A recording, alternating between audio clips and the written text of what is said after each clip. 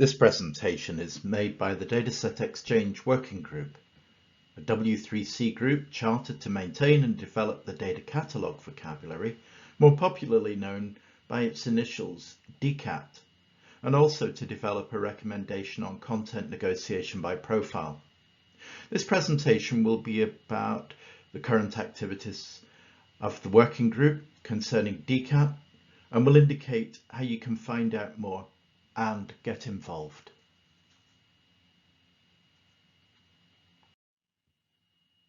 Whenever we have complex tasks, we organise our materials such that we know what we have and where we can find it. DCAT is fundamentally about this aspect of work. Whilst currently focusing on data assets, DCAT in its current form provides a generalisable way to create an asset catalogue. It is meant to be an interoperability standard. People and organisations can use DCAT as the foundation of their catalogues to ensure that the catalogue content can be published on the web in a reusable form.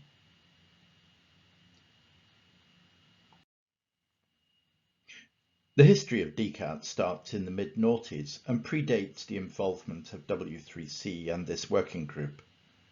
There was always the close association between DCAT and the specific task of providing a standard way to share catalogues of open data on the web.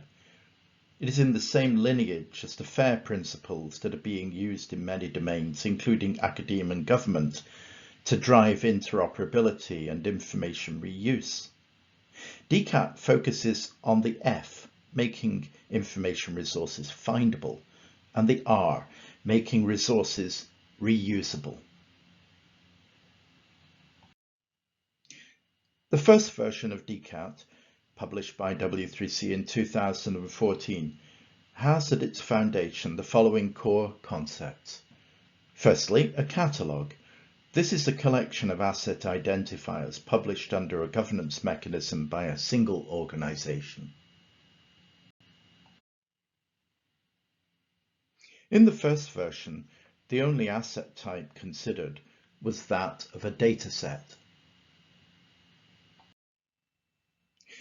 From the beginning, DCAT was designed recognising that datasets are, to some extent, abstract notions, and that for most practical purposes, people interacted with datasets through distributions. The same dataset could lead to a variety of published forms, including machine-readable forms, as well as only human-readable ones, such as PDFs. As with library record cards of old, sometimes we need to make jottings about the event of recording a dataset or distribution in our catalogue, and the catalogue record class is included for this purpose. Over the years, many organisations adopted DCAT version 1 for the publication of their data catalogues, but they didn't do this with the unadorned DCAT data model.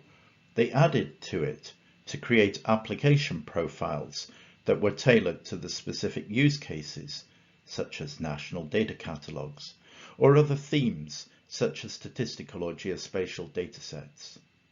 When it came time to review the standard, the lessons learned from these application profiles were brought into the thinking of the Dataset Exchange Working Group, which had now been chartered to bring DCAT up to date.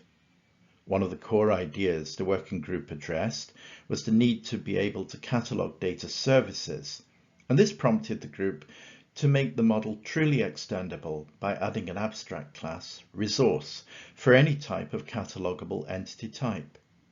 This extension point was used now as a superclass for datasets and also for data service.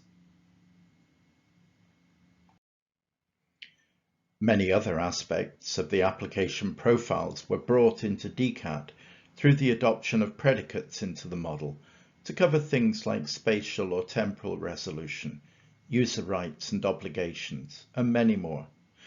DCAT version 2 was published in 2020, but even at this point, it was clear that the user base for DCAT was getting larger.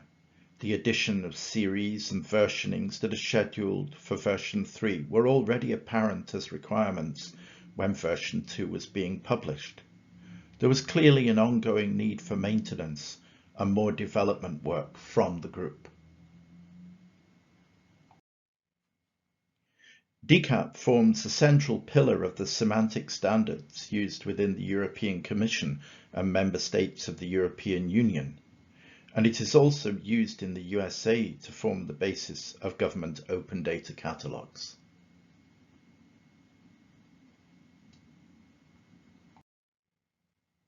The working group is moving in line with the W3C mode to shorter development cycles, and is making strong progress with the development of version 3. User communities are also well on their way to adopting version 2, and they are open with their application profiles, shackle constraints, and so on. Adoption of the DCAT interoperability standard as part of an organization's implementation of the FAIR principles is now way easier than it was in the early days of DCAT, and so we expect use to ramp up in the coming years through all sectors of society, not just academe and government. You can contribute to the DCAT journey. Visit the working group's GitHub page and see what issues are currently under consideration.